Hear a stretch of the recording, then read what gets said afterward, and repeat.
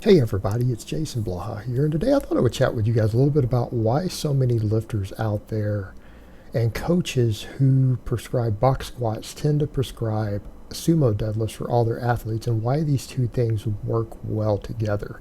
And a lot of it has to do with number one, understanding the recovery of these variations, and number two, the fact that there's some specificity of training carryover between the two. So that's most of the reason. Now, when I make these statements, I do want to state this isn't necessarily for novice lifters, and people would say, why? Well, if you guys look back the other day, I did a video explaining that getting novice lifters to box squat correctly outside of the care of a coach or trainer is almost impossible to do, right? Because novice lifters simply cannot set a box correctly. And in fact, a lot of even more experienced lifters who are just gym rats, they can't set a box correctly. They will not squat below parallel on a box no matter what you do unless you physically set the box up and make them do it. As a coach, they won't do it. And that's just its own set of problems. They will squat 6 inches above parallel. They'll set a box up that's 18 inches high. Every time. And then, they wonder why they can squat on a box 100 pounds more than their back squat max. And the other thing to factor in is that recovery isn't as big of an issue for the novice lifter anyway. So this is one of these nuanced topics. It doesn't affect them as much because they're not going to be on a custom program where you're pushing them to their maximum recoverable volumes. So when we're dealing with these things, I think what we need to look at is that number one, these are two variations of the classic lifts that are simply easier to recover from, and they're both easier on your lower back, and that's the number one reasons. All right, so number one, you look at the box squat, what do we have? We have a variation that puts less stress on the knees. It forces you to use, approximately, depending upon the person, it can be more. It forces you to use approximately 10% less than you can actually squat, while still getting similar levels of muscle fiber recruitment, and that's a big deal. When you can recruit the same amount of muscle fibers per rep, but you can reduce the weight 10%, particularly a weight that's loaded up on your back, what does that mean? It means you're going to recover from it easier, right? You get easier recovery. You get easier recovery. That's important. And then you factor in that it's easier to control lower back fatigue and lower back stress on a box squat. So you start looking at all these factors and it becomes very, very apparent that it's easier to recover from. Well, if it's easier to recover from, what does that mean? It means we can do more total training volume and adapt to it. Because everything that we're doing for training purposes, particularly when you come to things like hypertrophy purposes, is about training stimulus versus training fatigue. And that's one of the reasons that really goofy exercises like above the knee rack pull don't work. They don't work because they create so much fatigue relative to their training stimulus that it becomes a problem when you're trying to balance your training volume with recovery. So that's usually your biggest factor when it comes to things like hypertrophy, is that how much stimulus can you stimulate, but can you recover from it quick enough to grow from it? So when you're dealing with the box squat, it's simply easier to recover from per unit of volume and per unit of training stimulus. So that matters. That matters a lot. And we could argue that it doesn't always have the best specificity of training to a max squat, and there's truth to that, but it's still a similar pattern, and it maximizes hypertrophy, again, due to balancing those factors, and we're all around good. All right, then we come over to the sumo deadlift. We have a similar situation. The sumo deadlift, because of the amount of shear that's placed on the lower back when compared to something like a conventional deadlift, it's slightly easier to recover from.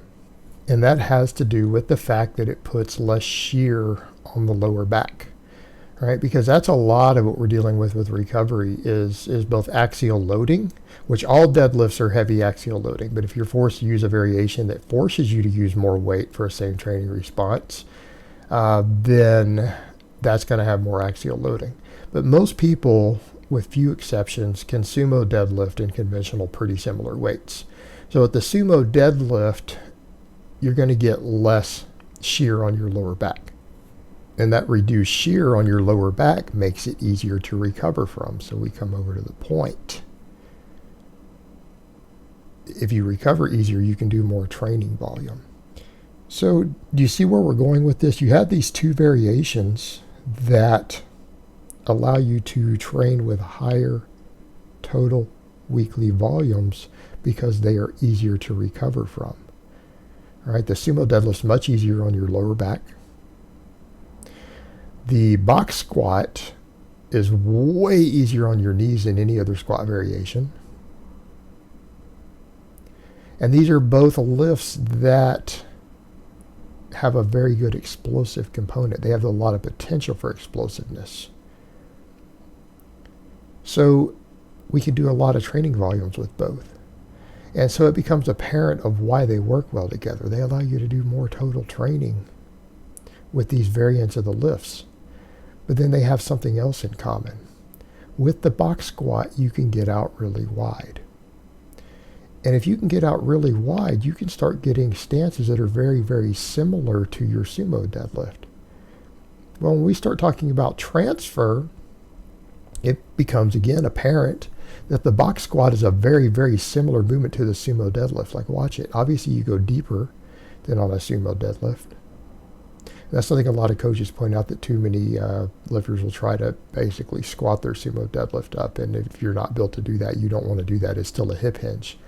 But they are a very, very similar movement pattern. In fact, the high box squat is a sumo deadlift. That's one reason that we would point out you don't ever need the high box squat. It's silly. You can train that movement pattern with your sumo deadlift, and then you're wasting squat time that you could be low box squatting with. But a high box squat is a sumo deadlift if the stance is wide. If it matches your sumo stance, you're basically in the identical same position that you are on your sumo deadlift, same basic path. And then you look at the top 2/3 of a box squat, and it is a sumo deadlift if you look at it. The same movement. Well, they train each other.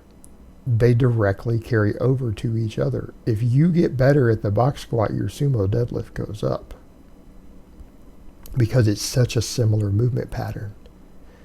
And if anything, the box squat is like the equivalent of a deficit deadlift is for a deadlift towards your sumo deadlift.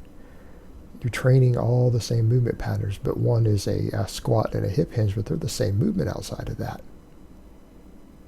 Has to do with where the weight is distributed. So you have that, and then what is it that most coaches have noticed over the years? And this is something I used to reject, but I've finally come to accept, because I've seen enough really, really good strength and conditioning coaches out there, and powerlifting coaches, and combinations of them have pointed out that wider stance training carries over to narrower, better than narrower carries over to wide. In other words, your conventional deadlift will improve your sumo deadlift to some extent. Some will argue that it won't, but I disagree. But your sumo will carry over to your conventional better than your conventional will carry over to your sumo. Your wide stance squat will make you better at narrow stance squatting. Narrow stance squatting won't always increase your wide stance squatting, because you're involving more muscles, right? The wider stance brings more muscles into play, some extra muscles in your hips and thighs that don't get used as much on the narrow stance. So when you pull those muscles out, you still have all the strength and development you got on the others. They carry over. So in theory, if you're training both of these exercises, which feed into each other very effectively, they're basically assistance movements for each other. They really are. They allow for the highest training volumes with the easiest recovery out of the variations of these exercises. And then they tend to have perfect carryover to the narrower stance. You've trained everything by doing them. The combination of these two together allows for the most complete development of overall size and strength in terms of training volume and training stimulus relative to fatigue of just about any combination of squat and hip hinge variations together. Therefore, they create a synergistic system that will improve your all-around size and strength. And they also tend to improve athleticism better. Because of the wide stance, it gives you a lot of the training that you would get from unilateral leg work also. So again, from an overall size, strength, conditioning, everything else perspective, it's just a really, really fantastic combination that creates a synergy, and that's why they're so frequently trained together. All right, guys, but that's really all I have to say on that today. I hope it's been informative, and I will talk to you guys next time.